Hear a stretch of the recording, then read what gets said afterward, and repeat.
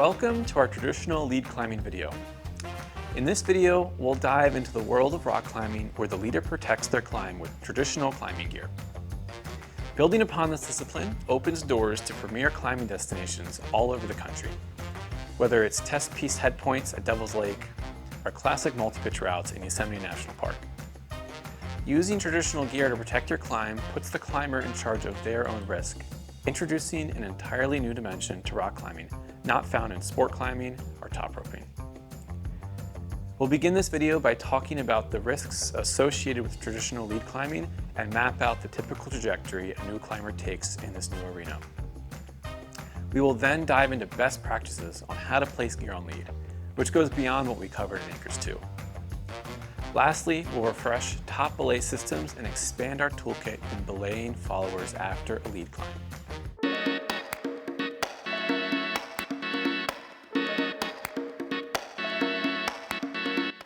Traditional lead climbing, or trad climbing for short, is when the lead climber carries most of their own removable rock protection with them and places it en route, clipping their rope on lead as they ascend.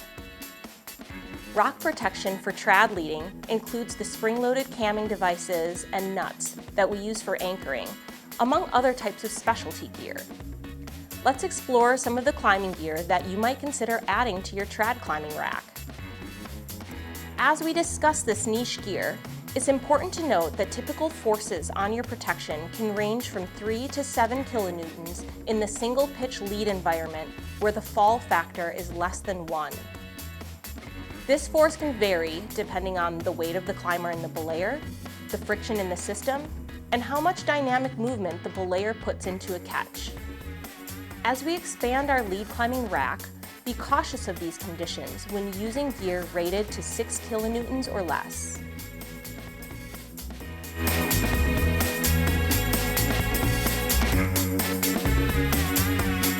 First up are microcams. Usually single axle, single stem cams size 0.3 or smaller. We place microcams just like any other cam, but we like the stem to be flexible so that in a shallow placements the stem easily bends in the direction of the load, which prevents unwanted torque on the head of the cam. Take note that the rated strength of these cams can be quite small, with the size 0 Black Diamond Z4 as small as 5 kilonewtons.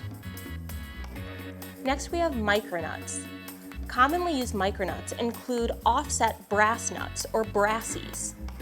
Unlike aluminum nuts, the softer brass head is designed to conform to the rock's surface features in the event of a fall. This inspires more confidence in very small and tricky rock constrictions. Micronuts are placed just like any other nut, but note that brassies can be made incredibly small, with the smallest strength ratings at about 2 kilonewtons or lower, a number that should only be expected to hold body weight and may not withstand falls.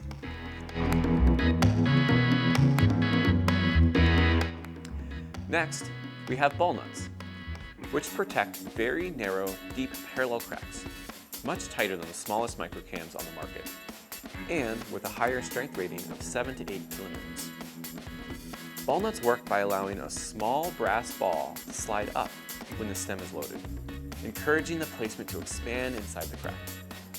Here, we want to make sure the ball and slide make good surface contact with the rock, and the ball doesn't extend or retract beyond the slider.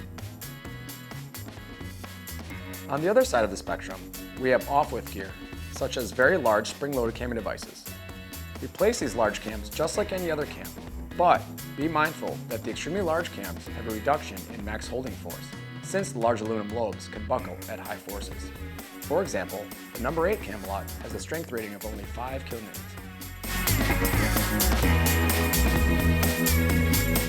Lastly, we have Big Bros, the widest gear on the market. Big Bros consist of 2 concentric tubes, spring-loaded and released with a trigger. To place a Big Bro, place the inner tube against the rock, press the trigger to slowly expand the outer tube until the piece is flush against both sides of the rock, angled appropriately for the Big Bro's taper.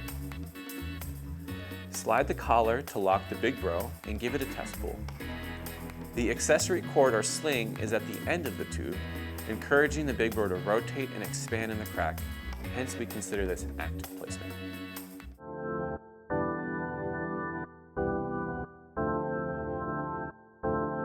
Trad climbing puts the climber in charge of their own risk management. As you climb on gear, you might ask, what is my fall potential? What is my likelihood of falling at this grade? What is the consequence of my fall given my gear and terrain below me? These are appropriate questions to navigate on lead. Placing too little gear makes potential falls serious and injury likely.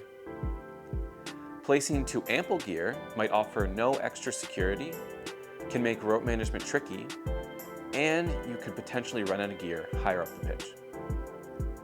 Every piece you place should have well-thought intention. Think of risk as a combination of the likelihood of a fall and the consequence of a fall. As we navigate a climb, we should stay in zones of either high likelihood with low consequence, or vice versa, high consequence with low likelihood. We should avoid any terrain where both likelihood and consequence of falling are high. These new risk management concepts while leading might seem intimidating at first. For this reason, many people approach trad climbing with practice and patience. Mock leading is a great way to enter the sport. You can rehearse placements and risk management decisions with a top rope backup. It's even better if you can get someone to inspect your placements after your climb, offering valuable feedback. Or you can test weight pieces with a sling to inspire confidence. Once you feel good about placing gear and making risk decisions while you're climbing, it's a good idea to start climbing at a low grade on moves you can easily down climb and back out of if needed. As you get more comfortable with placing gear and assessing your risk while climbing, you can push yourself into harder terrain.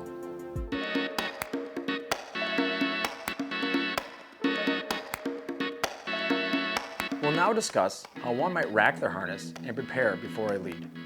It's a good idea to try out different ways to rack your gear to your harness when you first start out. Many climbs and guidebooks and mountain projects call for a standard rack, which could mean different things for different places and contexts.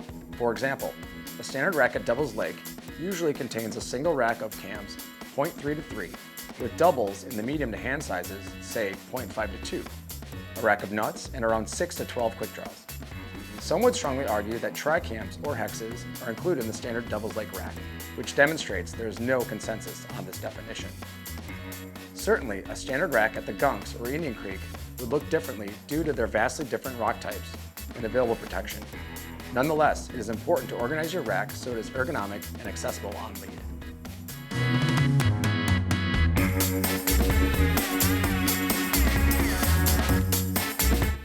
It's common practice to rack from small to large, putting small cams and nuts in the front. It's more likely that small gear is needed when the climbing is strenuous, and having those sizes towards the front makes them more readily available. Here, we've equipped ourselves with one rack on one side of the harness and another rack on the other side. The advantage of this method is that we can easily access any size cam if one hand is committed to a hold. A different strategy is to double up the same sizes together, alternating groupings on either side of the harness.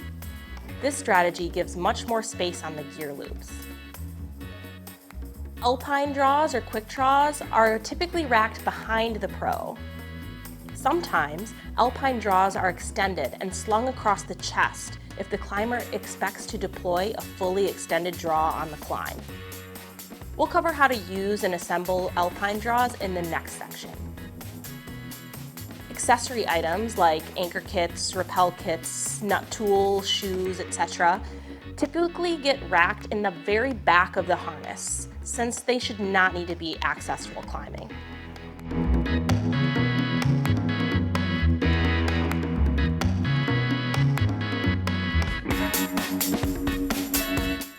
When on lead, we like our first piece of gear to be multi-directional. This is because the directional pull on the first piece can vary depending on where the belayer is positioned. Cams and most active mode climbing gear are multi-directional, whereas a passive nut placement is not, so they are likely to pull out or zipper if they're placed first. An ideal placement when lead climbing keeps the stem of the cams pointing about 45 degrees relative to gravity. This keeps the force of a falling climber mostly aligned with the cam stem, which is where the cam is designed to take the force. An exception to this is horizontal placements, which can be quite common at places like Devil's Lake and the Gunks. In a horizontal placement, point the stem directly outward.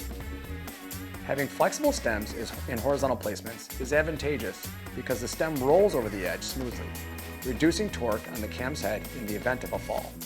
Even better is when horizontal placements can be made deep enough in a crack that the sling or other soft goods bend over the edge of the rock.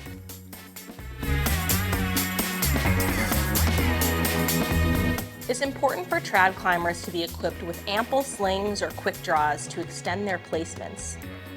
Extending placements offers a few notable advantages. First, it prevents the lead rope from making sharp bends and turns, reducing rope drag and making it easier to advance up a route. A cleaner rope line can also reduce the effective fall factor on your piece in the event of a fall. Second, extending gear decouples the rope's motion from the gear while climbing, reducing the likelihood of your cams walking or your nuts zippering, which are common failures while leading.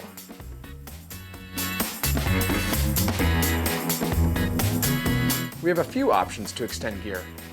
One method just includes a quick draw, which obviously benefits from the convenience of clipping, but the stiff dog bone is not always ideal.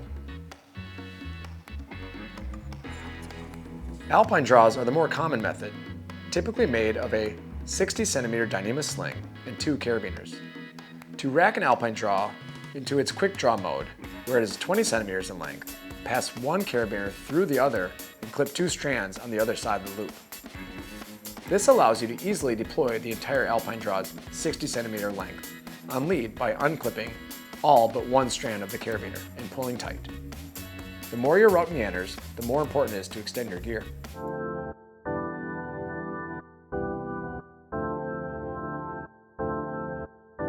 We'll now expand on top belay anchors beyond what we covered in Anchors 2. This includes building anchors with just the climbing rope, eliminating the need for supplemental anchor material.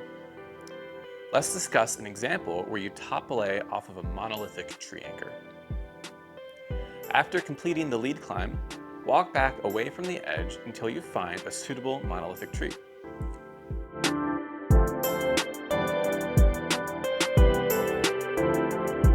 Take your climbing rope and pass a bight around the trunk to tie a Connecticut tree hitch with a locking carabiner.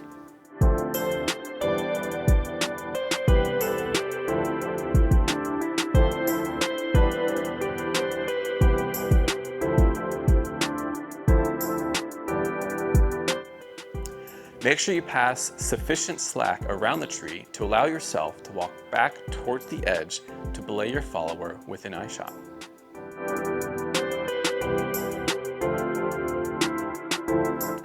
Tie an overhand knot on both lines for your belay device, and if you pulled too much slack, simply clove hitch one of the fixed lines to your belay loop as a tether.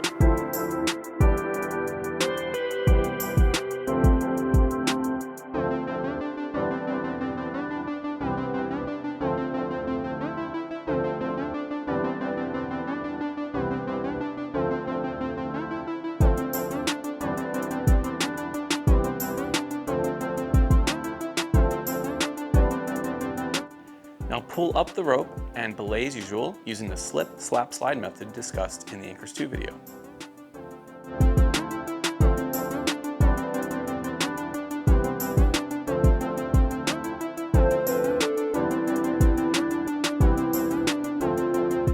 Alternatively, we can also build gear anchors with our climbing rope. In this example, we'll inspect the rock medium after completing a lead climb, and we'll plug 3 pieces of gear. Clove hitch the first,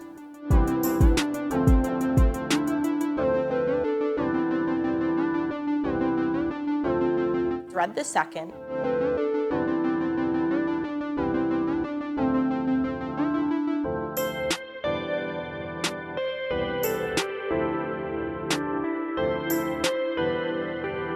and clove hitch the third. This allows us to make a W anchor. Tie an overhand knot in the intended direction of pull.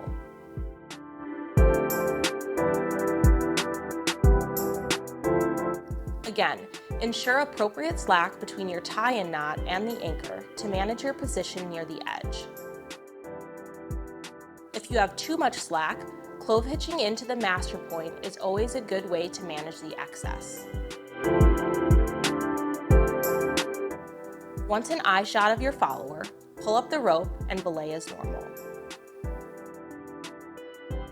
In this video, we've covered some of the essentials to get you started with trad climbing. We've surveyed some specialty gear you might come across as you progress in your trad climbing, and dove into the importance of risk management with this discipline.